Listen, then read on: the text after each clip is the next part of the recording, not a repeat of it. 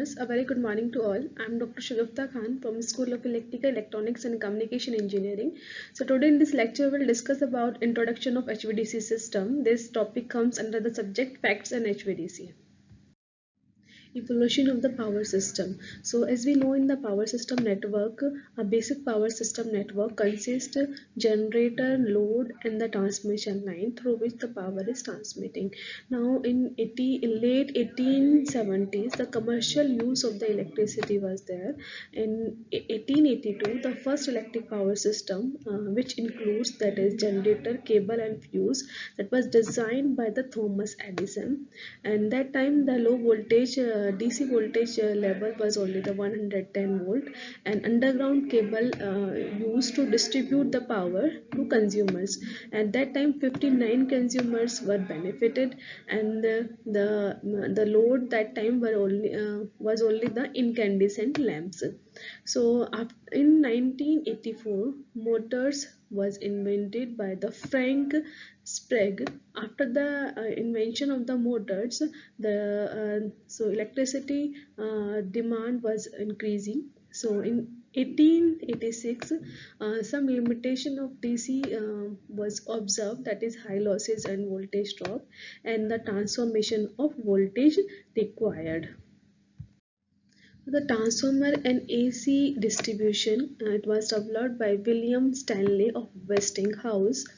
In 1889, first AC transmission system in USA was developed between Willamette Falls and the Portland, Oregon. It was only the single phase 4 kV over 21 kilometer distance. And before that, in the year of 1888, Tesla developed polyphase system and had patents of generator, motor, transformer and transmission lines. So in 1890, controversy was there whether to use the AC or DC, which one has to be standardized. So that was the confusion among the industry people. Then Edison, because Edison has given DC system, then Westinghouse AC system.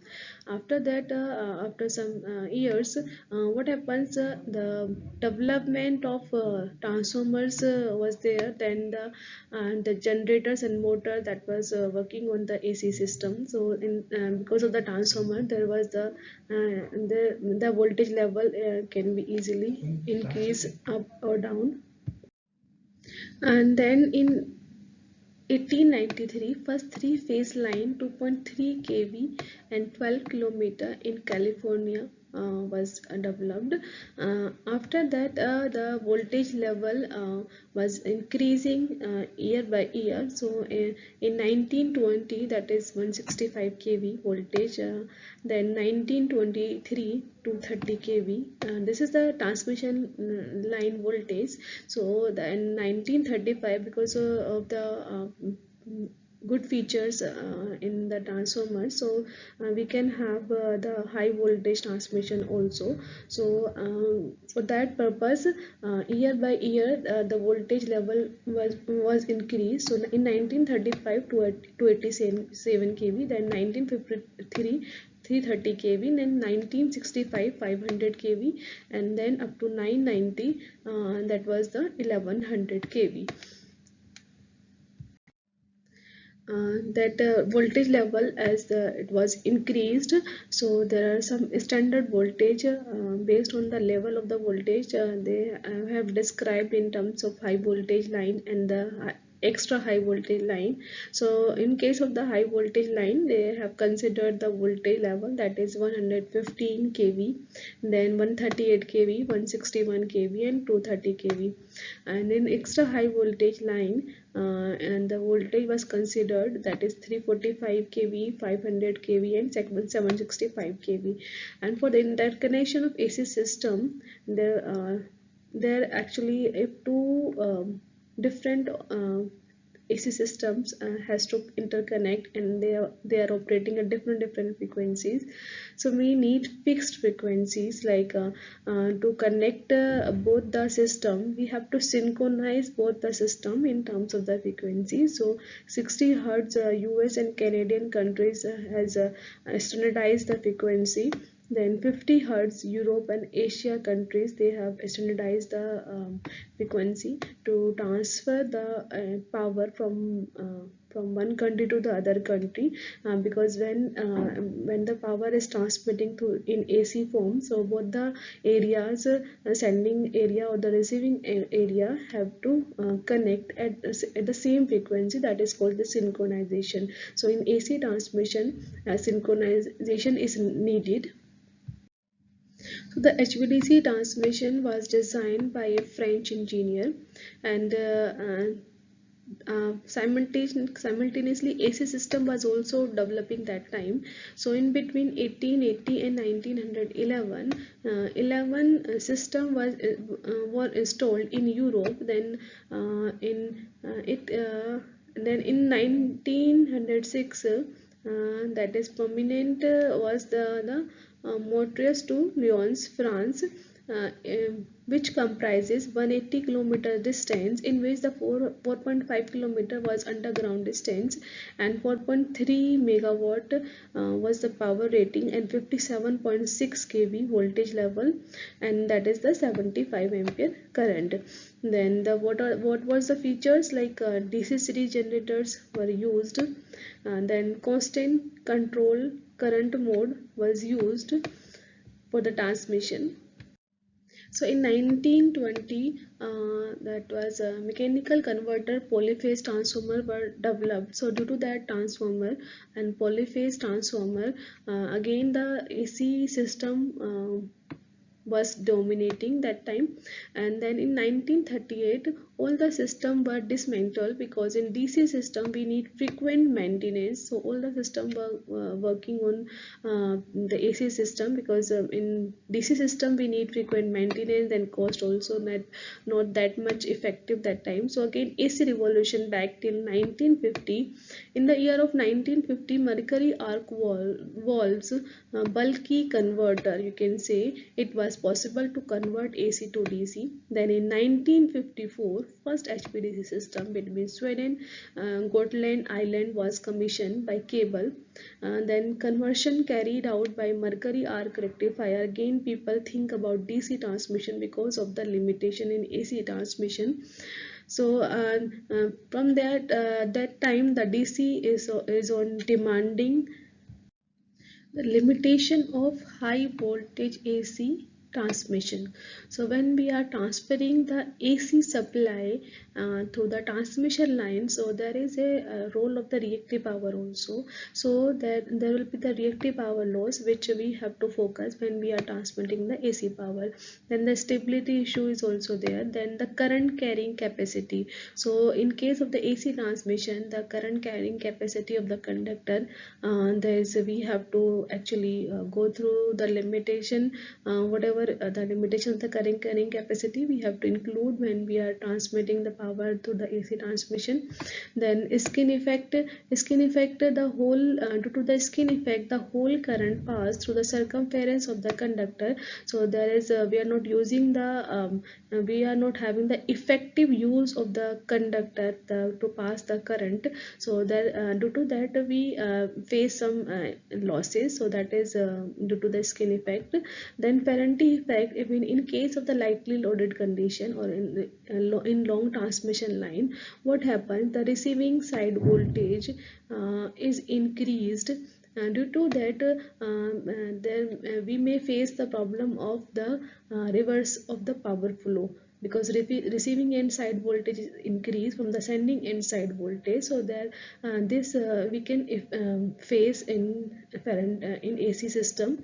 Now the power flow control is not possible. So whatever the power is flowing in the AC system, so there is a control, like we have to control the current, whatever the in the transmission line is passing, or whatever the power we are transferring from the sending end to the receiving end, or the voltage of the sending end, or voltage or the receiving end, or the angle of the sending end voltage, or the angle of the receiving end voltage where the load is connected.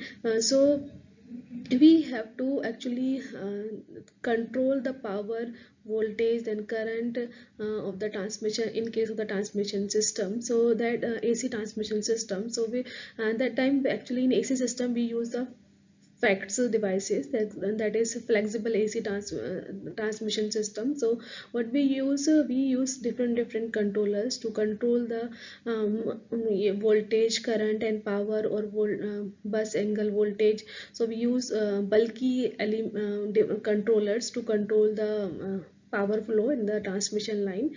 So the FACTS controllers are made up of like inductor, capacitor. So unnecessarily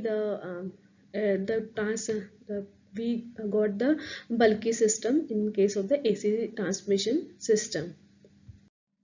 So advantages of HVDC system. So no reactive power loss. So as we are transferring the DC power in form of DC, so there is no role of the reactive power. So no reactive power losses are there in HVDC system. Then no stability problem, no charging current, because we are having DC cable, so no charging current is required. So no skin and Ferranti effect in case of the DC system. As we know, in AC system, what happens skin effect is basically when also the all current pass through the circumference of the conductor. So due to that we don't have the effective use of the conductors.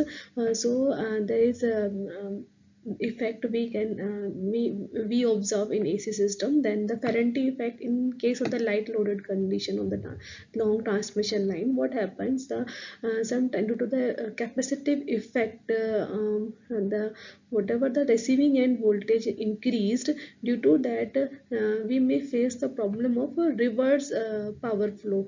So that is the direction of the power flow change. So that is this effect we observe in AC system.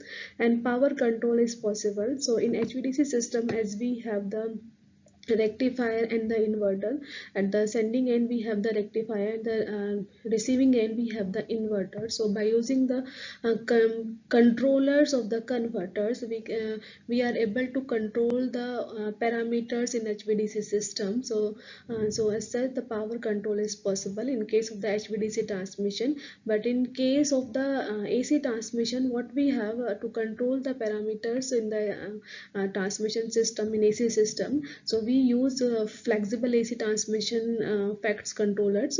FACTS controllers are bulky, which use inductor and capacitor. So due to that, that is bulky AC transmission system. But in HVDC transmission, we don't require that controllers. We have the control of the converters inside. So there is less space compared to AC for same voltage rating and size is required in case of the HVDC system. Then ground can be used as a return conductor. So that is also an advantage. Like we can have the return conductor, which we can use as a ground as a return conductor. So total number of conductors basically we are reducing. So the cost of the conductors used in transmission will also be reduced. So here we have the economic operation of the HVDC transmission. Then less coronal loss and radio interference. So what happens in AC system, high voltage transmission system of AC, what happens, we actually face the problem of ionization of air surrounding the conductors. So due to that we face the losses. These losses are called as the coronal loss. Some humming sound is also produced, and then the radio interference we also observe in AC transmission system. But in HVDC system, both the coronal loss and the radio interference are not there. So when we are transmitting the power for the long distance, so the HVDC transmission is cheaper comparatively to the AC transmission, because as we are increasing the length of the transmission line, so maintenance we need very less is comparatively to the AC system, because in DC transmission we can have the option of underground cable and all. So that is cheaper for long distance transmission. Then asynchronous operation possible. We can transmit the power between two areas or between two countries where the frequency are different. Maybe one country is working, that network is working on 60 hertz and the other country is working on the 50 hertz. So we can connect both the countries, we can transmit the power from that country to the other country. So that is called as there is no need to synchronize the frequency. So that is also called as asynchronous operation. So it is possible in case of the HVDC transmission. Then no switching transient in case of the HVDC transmission. So the no transmission of short circuit power, and no compensation problem because we have all the control of the converter. So there is as such no need of the compensation. Then low short circuit current and fast fault clearing time by because we have good control on by using the converter. So we have we are controlling all the parameters. So fast fault clearing time in case of the HVDC system. So apart from the advantage of HVDC system, we also have some disadvantage of HVDC system. So that is the cost of terminal equipment is high because the converters cost is very high. So the cost of terminal equipment is high. Introduction of harmonics. Harmonics may introduce because of the converter. So blocking of the reactive power, basically from you are converting from AC to DC and transmitting the power to the other end. So there is a blocking of the reactive power. So it is also a like challenging task to block the reactive power because AC is generating. Then point to point transmission. In case of the point-to-point transmission, the power is transmitting from one end to the other end. So here the transmission link is required, point-to-point transmission. Then limited overload capacity. Overload capacity is limited. We are not able to increase the actually that much power to the transmission line. So there is a limited overload capability. Then huge reactive power requirement at the converter terminals. So reactive power requirement is very needed in case of the converters because if you are having the thyristor based converter, so and so converter needs the reactive power. So the huge reactive power requirement at the converter terminals. These are the references which you can follow for this topic. Thank you so much. If you have any query related with the introduction of HVDC system, you can ask me.